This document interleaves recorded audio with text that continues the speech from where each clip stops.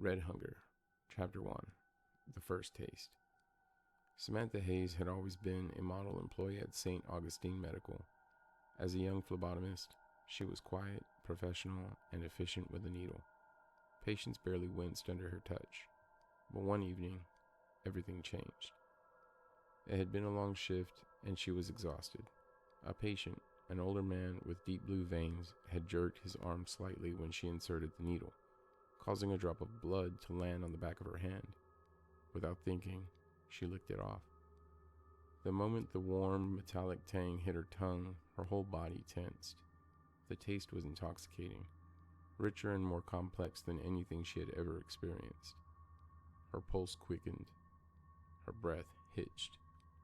She needed more. The next day, when she was all alone in the blood storage room, she stared at the refrigerated sacks. A temptation she had never known before clawed at her insides. She stole one.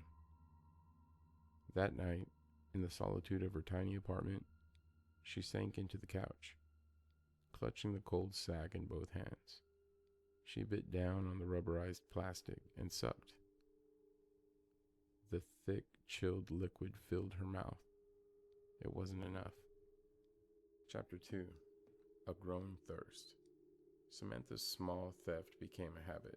Every few nights, she would pocket a bag of blood, rushing home to drink it like a forbidding elixir. But the cold blood began to repulse her. It was lifeless, stale. She craved warmth. Her hands trembled at work, her eyes darting the patient's veins, watching the steady pulse beneath their skin.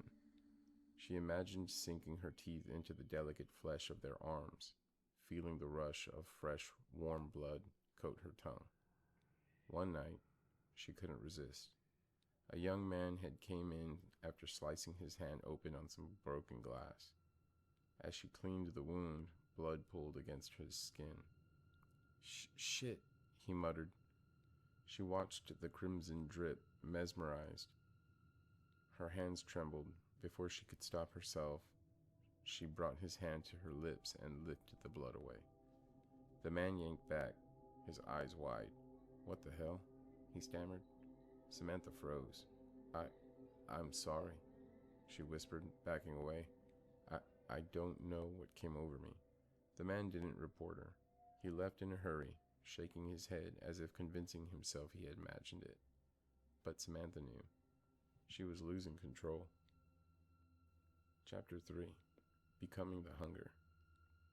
The changes were subtle at first. Her skin paled, her eyes darkened at the edges, always shadowed, despite sleeping more. The scent of human flesh became more distinct. Every patient smelled different, their blood calling to her in unique ways. She avoided mirrors. Every time she caught her reflection, something seemed off. Her teeth felt sharper. Her tongue flicked across them constantly, craving the puncture of skin, the gush of warmth. Her coworkers started to notice. "You okay, Sam?" one of the nurses asked. "You look, I don't know, different." "I'm fine," she lied, forcing a smile. But she wasn't fine. The stolen blood bags disgusted her now. They were dead, lifeless. She needed something fresh, something alive.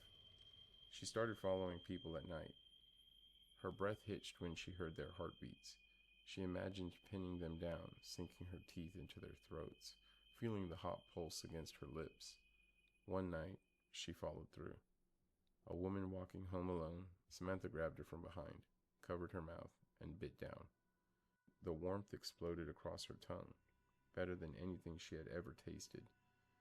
The woman struggled, but Samantha held on until the body went limp. She stepped back, gasping. Her hands were slick with red. Her lips trembled. She felt alive, and she wanted more. Chapter 4, Disappearing into the Dark. The disappearances started soon after. First a man who had been out jogging, then a homeless woman no one missed. The city whispered about an unknown predator, a shadow that took people in the night. Samantha stopped going to work. She couldn't. The smell of blood in the hospital was overwhelming. If she went back, she wouldn't be able to stop herself. She lived in the shadows, hunting at night, always moving. Her transformation was complete. Her nails had grown sharper, her eyes gleamed with an unnatural hunger. Her teeth, no longer fully human, ached for flesh, pulsing veins. She was no longer Samantha Hayes. She was something else. Something that had never been caught and never